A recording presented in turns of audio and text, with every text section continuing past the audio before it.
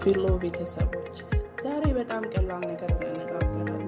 በየቀኑ 30 ደቂቃ መራመድ። ይህ ቀላል ልምድ ግን ለሰውነትና ለአእምሮ ትልቅ ለውጥ ያመጣል። አንደኛ፣ ክብደት መቀነስ። በየቀኑ 30 ደቂቃ መራመድ ካሎሪ ያቃጥላል። በተለይ የሆድ ክብደትን ለመቀነስ ለሚፈልጉ በጣም ይረዳል። የልብ ጤና። መራመድ የደም ዝውውርን ያሻሽላል፣ የልብ በሽታ አደጋን ይቀንሳል እና ልብን ያጠነክራል። ሶስተኛ፣ የደም ስኳርን መቆጣጠር። በተለይ ለስኳር በሽተኞች መራመድ የደም ስኳርን ለመቆጣጠር ይረዳል።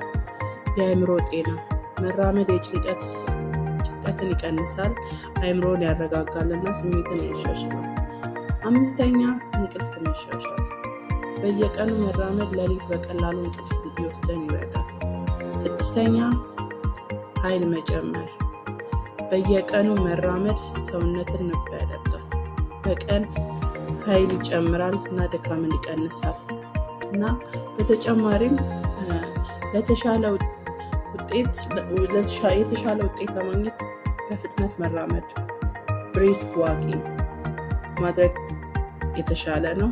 በየቀኑ በተመሳሳይ ሰዓት ብናደርገው የተሻለ ነው። አመሰግናለሁ።